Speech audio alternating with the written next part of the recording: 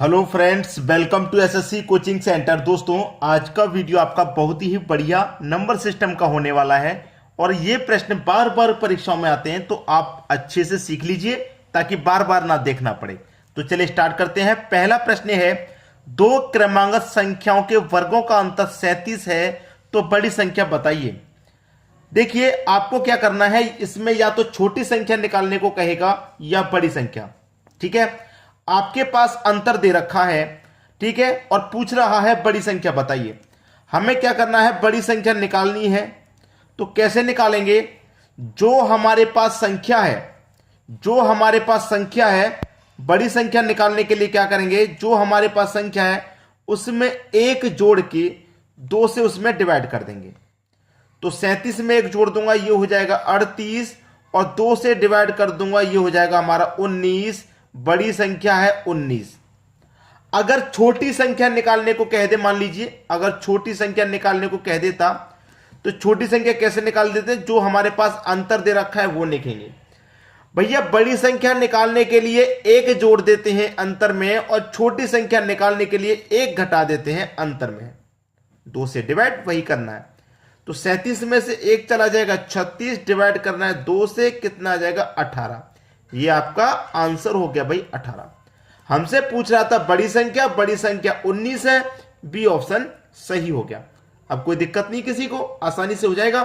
चलिए अब देखेंगे अगला प्रश्न। अगला प्रश्न है, दो क्रमांगत सम संख्याओं के वर्गों का अंतर 100 है, तो बड़ी संख्या क्या होगी। आपसे क्या पूछा, बड़ी संख्या कैसे निकालते हैं भाई, जो अंतर दे रखा है उसे लिख लेना है। ठीक है, और बड़ी संख्या के लिए एक जोड़ के दो से डिवाइड कर देना है, यही बताया गया है। अच्छी समझ में आ गई बात। लेकिन आपने प्रश्न को ध्यान से नहीं पढ़ा। अगर ध्यान से पढ़ा होता तो कुछ चेंज नजर आ जाता, क्योंकि इसमें कहा गया है सम संख्या। ध्यान दिया कि नहीं दिया? इसमें कहा गया सम संख्या। जो इससे पहले वाला प्रश्न किया है, अगर उसी तरीके से करेंगे तो फिर आंसर नहीं मिलेगा। ठीक है, सम संख्या की तरफ ध्यान दीजिए। इससे पहले वाला प्रश्न था क्रमांगत संख्या वाला, लगातार जो क्रमांगत संख्या है, लेकिन ये सम संख्या है लगातार वाला। अब इसमें बड़ी संख्या हमको निकालनी है, ये गलत है। ये कब काम करता है, जब हमारी क्रमांगत संख्या हो केवल। अगर सम संख्या है या फिर विषम संख्या है तो ये वाला तरीका नहीं चलेगा, ये केवल क्रमांगत के लिए चलेगा। ठीक है, चलिए बड़ी संख्या कैसे निकालेंगे, जब सम संख्या हो तो जो हमारे पास अंतर है उस अंतर को लिख लेना है। ठीक है, और सम संख्या रहेगी तो बड़ी संख्या निकालने के लिए 4 जोड़ देंगे और 4 से ही डिवाइड कर देंगे। क्लियर है? अब चलिए 100 में 4 जोड़ दीजिए, ये हो जाएगा 104, और 4 से ही डिवाइड कर दो, कितनी बार डिवाइड होगा, 26 बार में होगा भाई। बी ऑप्शन बिल्कुल सही जवाब है आपका। आसानी से समझ में आ जाएगा, कोई प्रॉब्लम नहीं। अगर छोटी संख्या निकालने को कह देता, ठीक है, सम संख्या वाला प्रश्न है और छोटी संख्या निकालने को कह दे, तो जो अंतर है उसे लिख लीजिए।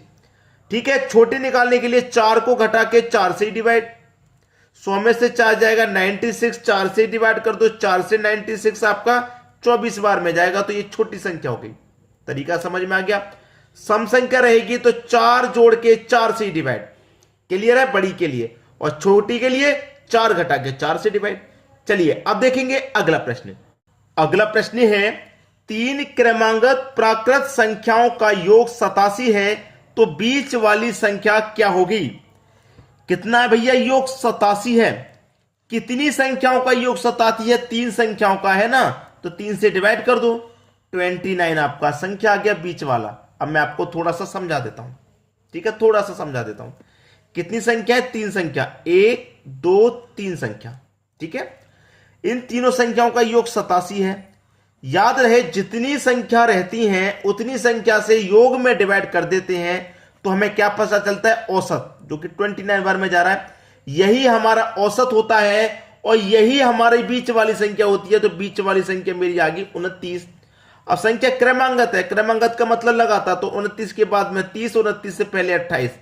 हमसे पूछ रहा था बीच वाली संख्या, तो 29 हमारा सही आंसर है। 29 जो औसत होता है वही बीच वाली संख्या होता है, ये सही हो गया। अब इसमें सबसे छोटी पूछ लेता तो 28 आंसर था, सबसे बड़ी पूछ लेता तो 30 आंसर था, और सबसे छोटी और सबसे बड़ी का योग पूछ लेता तो दोनों का योग कर देते भाई। बाकी बात समझ में। चलिए अब देखेंगे अगला प्रश्न। अगला प्रश्न है, दो संख्याओं का योग 40 है तथा उनका अंतर 6 है, तो बड़ी संख्या क्या होगी? भैया समझिएगा, योग कितना है? 40 है। अंतर कितना है? भाई अंतर आपका 6 है। योग 40, अंतर 6, पूछ रहा है बड़ी संख्या। अब देखिए, योग और अंतर दे रखा है, बड़ी संख्या पूछ रहा है, प्रश्न तो हो गया। बड़ी संख्या निकालने के दोनों को जोड़ करके तो 40 और 6 46 हो जाएगा। दोनों को जोड़ के 2 से डिवाइड कर दो भैया, 23 आपका आंसर हुआ। अगर यहां पे छोटी संख्या पूछ ले, बड़ी संख्या छोटी पूछ ले, तो छोटी के लिए क्या करेंगे? योग आपका 40 है, ठीक है, अंतर आपका 6 है, दोनों का घटा लीजिए, अंतर कर लो, 40 6 का अंतर कितना आ जाएगा भैया? 34। बड़ी संख्या निकालने के लिए दोनों को जोड़ के 2 से डिवाइड, छोटी निकालने के लिए दोनों का अंतर करके 2 से डिवाइड, 17 आपका छोटी संख्या हो गई। लेकिन हमसे तो बड़ी पूछी थी, तो 23 हमारा सही जवाब है। अब देखेंगे अगला प्रश्न। अगला प्रश्न है, दो संख्याओं का योग 36 है तथा उनका अंतर 12 है, तो छोटी संख्या क्या होगी? देखिए, योग है आपके पास कितना? 36, और अंतर है आपके पास कितना? 12। पूछ रहा है छोटी संख्या, तो छोटी कैसे निकालते हैं भाई? दोनों का अंतर करके 2 से डिवाइड, 36 और 12 का अंतर 34 आ जाएगा, कर देंगे 2 से डिवाइड, 12 आपका सही आंसर। छोटी संख्या आपकी 12 हो जाएगी। बी ऑप्शन बिल्कुल सही हो गया। चलिए अब देखेंगे अगला प्रश्न। अगला प्रश्न है, दो संख्याओं का योगफल तथा गुणनफल 11 और 18 है। योगफल कितना है भैया? योगफल 11 है, ठीक है, और गुणनफल कितना है? गुणनफल भैया आपका 18 है।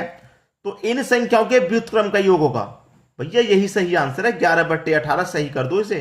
कुछ नहीं करना इसमें, कुछ भी नहीं। इस तरीके का कभी प्रश्न आ जाए, योगफल और गुणनफल दे रखा है, तो योगफल के बट्टे में गुणनफल हो गया, 11/18 सही जवाब हो गया, कुछ भी नहीं करना। आई बात समझ में। अब देखेंगे अगला प्रश्न। अगला प्रश्न है, यदि दो संख्याओं का अंतर तथा गुणनफल 5 तथा 36 है, तो उनके व्युत्क्रम का अंतर क्या होगा? अच्छा प्रश्न है, व्युत्क्रम का अंतर क्या करना भाई? अभी अभी क्या किया था, भूल गए? 5 गुणनफल 18 36, 18 नहीं 36 दे रखा है। चलिए फिर से लिख लेते हैं, अंतर 5 और गुणनफल आपका 36, 5/36 से ही सब जवाब हो गया, पहला ऑप्शन। योग के बटे में अंतर ले लो भाई, योग के बटे में गुणनफल या अंतर के बटे में गुणनफल एक ही बात है, प्रश्न का आंसर वही है, ठीक है, समझ में आ गया। अब देखेंगे अगला प्रश्न। अगला प्रश्न है, एक संख्या को 56 से भाग देने पर 29 शेष बचता है, तो उसी संख्या को 8 से भाग देने पर शेषफल क्या बचेगा? ऐसे प्रश्न में आपके पास 3 संख्या होती है, पहली संख्या 56 है, दूसरी संख्या 29 है, और तीसरी संख्या 8 है, ठीक है, 3 संख्या रहती हैं। ये आपके पास 3 संख्या हो गई। पूछ रहा है कि 8 से भाग देने पर शेषफल क्या होगा? तो 8 से भाग कहां देना है? बीच वाली संख्या में देना, यानी कि 29 में दे दो भाई। 8 त्रिक का 24, 29 में से 24 जब कट गया तो 5 ही तो शेष बचा, जो नहीं कटा वो कितना था? 5 था, 5 बच गया। ये आपका सही जवाब हो गया। क्लियर है? अब देखेंगे अगला प्रश्न।